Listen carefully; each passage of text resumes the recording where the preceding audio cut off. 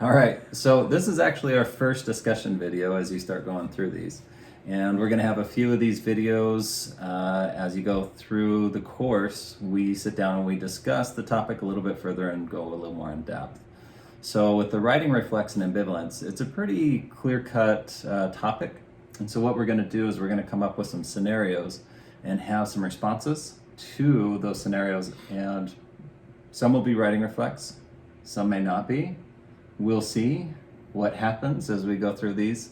We're going to go ahead and do a couple different scenarios. So my first scenario for you, Fletcher, is let's say when I was a teenager and I hadn't cleaned my room in over a month. My clothes were all over the floor, clean and dirty mixed in. They don't normally make it into the dresser, even the clean ones. The dirty ones don't make it into the hamper. And you're my dad and you came in and you just see the mess everywhere and tell me that I need to clean it up, right? So maybe we should start there. So you come in and you say what? Whoa, Jason. All right. I'm going to need you to clean this room. This is getting way out of hand. Okay. So, and then I'm going to respond, I don't see why it's such a big deal. I know exactly where everything is, where I want it. And I know how to find my clean clothes when I need them. You can find your clean clothes amongst this. Yep. Huh. Okay. Well, I can't see even your floor. So I would like you to get your room clean. There's a spot right there. I can see it, so I know you can. Yeah, but this is not acceptable. So I need you to separate your clean clothes from your dirty clothes. Get the clean ones into your dresser and get the dirty ones into the laundry room so that we can get those clean tomorrow.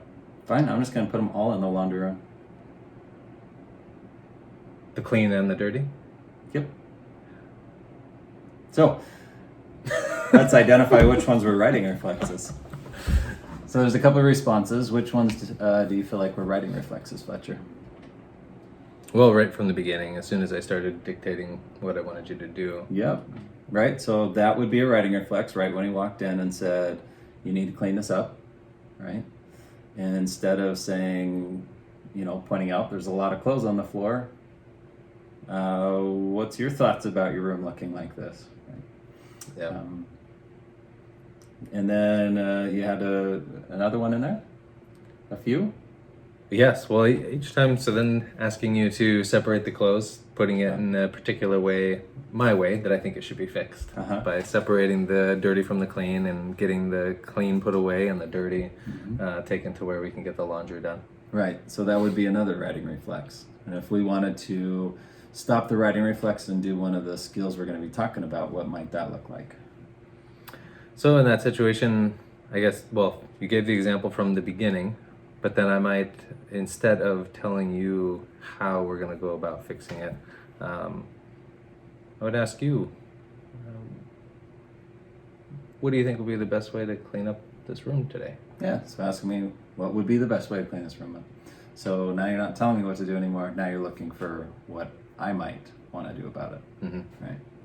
So great examples of writing reflex.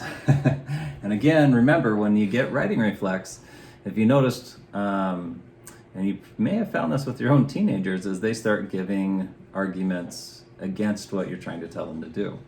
And so we're trying to move away from that writing reflex of telling them what to do. What about you? Got a situation for me? A scenario? Yeah, I got one.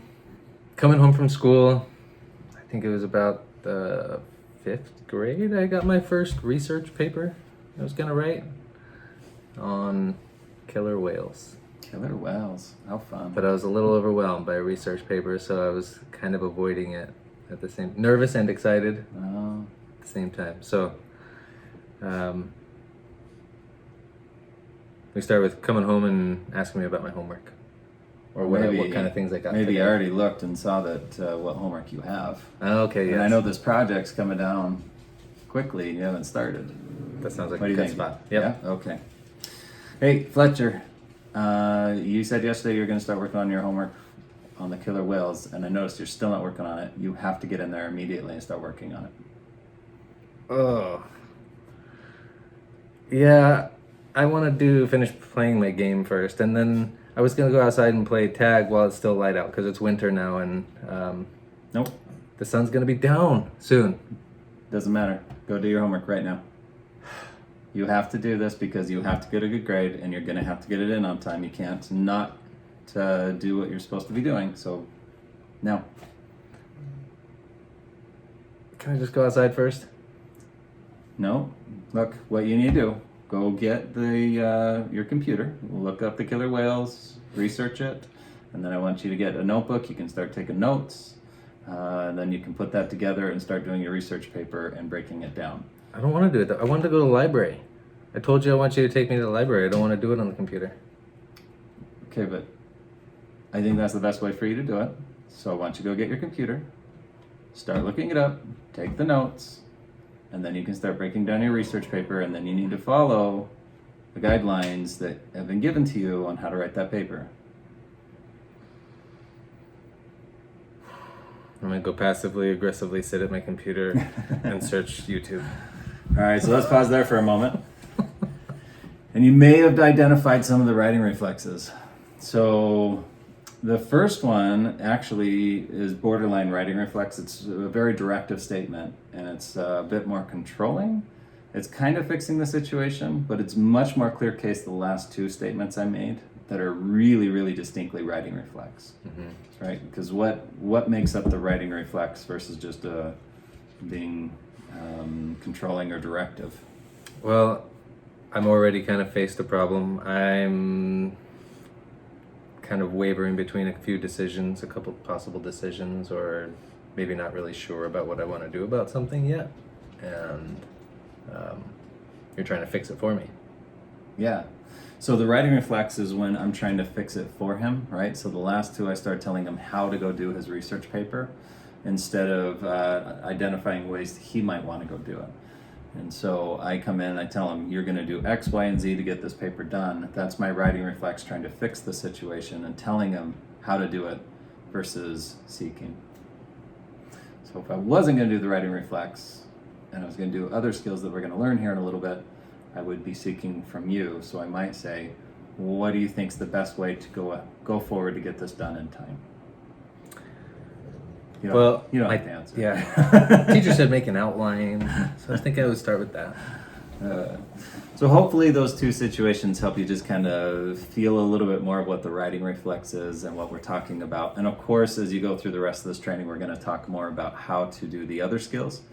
So don't worry about that too much. So as you leave here, a great thing to start doing is just being aware of your writing reflex.